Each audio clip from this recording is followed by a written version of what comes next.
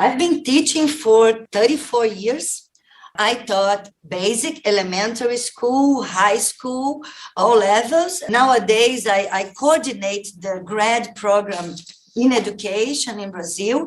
We have all in our program about 100 PhD students. So even inside Rio de Janeiro situation, we are an important grad program in education. The theory I'm presenting for you today, it's called The End of the World of the End. So I'm going to start with an assumption that the world we live in, it was already ending. I'm going to say it started already ending by understanding catastrophe, famine, death, plague, and war as part of it.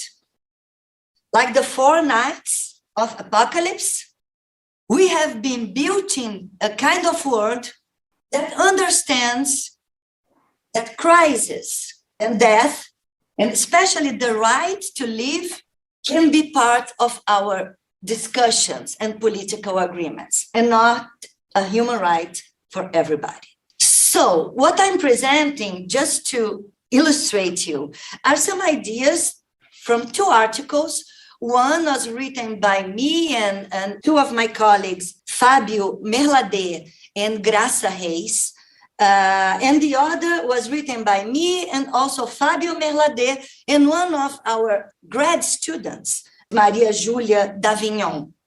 Those articles are both inspired by the indigenous leader Ailton Krenak and his ideas, and 2 tales. One is from Deso Cosolani, a Russian novelist, and the other is Julio Cortázar, an Argentinian novelist.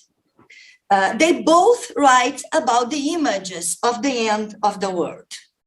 And I'm also using the idea of Achille Mbembe. He's from a philosopher from Cameroon. He wrote that capitalism was always necro-capitalism, that capitalism is based on the idea of some can be disposal.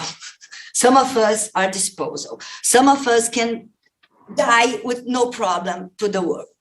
The purpose of my presentation is to argue that the world we live in was already at the end, exhausted in all its possibilities of creating new possible futures or even new possible presents. To then ask you, is it possible to postpone the end of the world? What do you have to do for the world not end, in fact, in this moment? And I'm going to say that for this, we have to displace some things that were always occupying the center of our thoughts. The capitalist, European, cis heteropatriarchal center. And for that, we have to acknowledge and recognize other ways of living, being, thinking, and representing the world.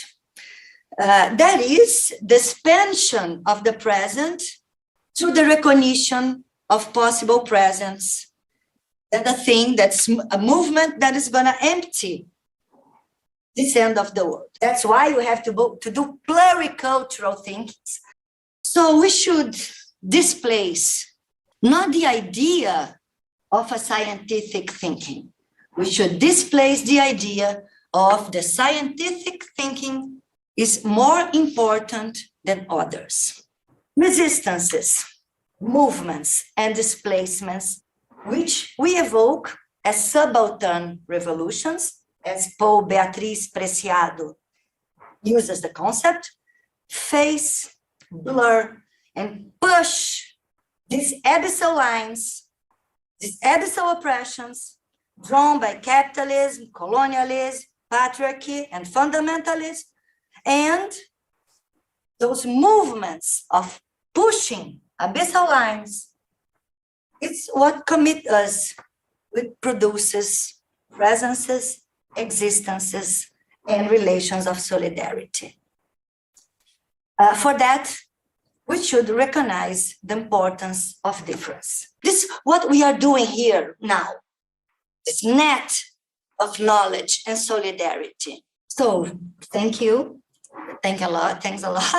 I have to thank also to the agencies that are funding me to be here.